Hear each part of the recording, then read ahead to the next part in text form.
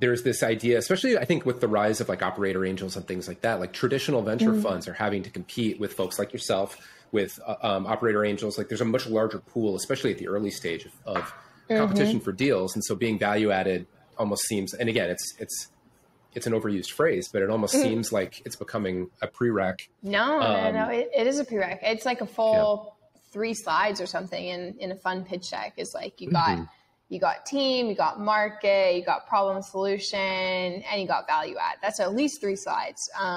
So it's like, it's something that has been talked about a lot more recently, because we're seeing the proliferation of folks come in at earlier and earlier stages. So I like, in my opinion, with the folks that I've talked to at like later stage companies, like don't necessarily need like crazy active value add investors. Like they're on their path, on their journey, and they need like a bit of guidance here and there. But at the early stages, when folks are getting started, it's like all hands on deck. And so it's been interesting. Like at the beginning, I talked a lot about like community building and recruiting and fundraising, but now I've really narrowed down to like, I think we're pretty kick butt at fundraising, and like that's what we'll help you do, give you like feedback on your blurbs, on your decks, we'll make intros.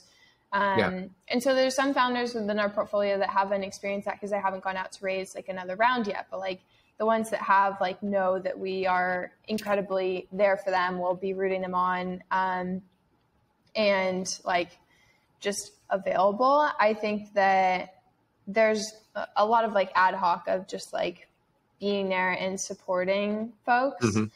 Well, it seems like too, like relative to, you know, the old joke of them asking, you know, who's leading, you know? Yeah. And once you have a lead, I'll come in. You're almost like, oh my God. Yeah. That's like one of the most hilarious phrases when I like talk to, some of our portfolio founders that have like gone out to raise, or like my friends that are in it. I'm just like, focus on finding like the anchor lead investor, because there are so many people that will just be like, oh, okay, yeah, like we'll come in when you find a lead. And for us, it's like, if we like the founder and we feel we have conviction, we'll make a bet before we know who the lead is. We've done that on a bunch of deals in our portfolio, at least like the past 3 deals that we've done. And go help them find a lead, right? I mean, it sounds like in some cases you even help them try to find a lead. Is that accurate? I mean, they don't always end up going with like the folks that we introduce them to, but we try to make at least like 5 to 10 introductions to lead investors within our circle. I mean, for our perspective, a bunch of the folks that we fundraise from were GPs. So 50 of the 120 LPs in our fund are GPs that funds themselves. A lot of whom represent, I think you're right, I don't know, a lot of downstream capital. And so for us, that's also part of the reason why they invest, is because they want to see the deal flow that we're seeing in the companies that we have conviction in.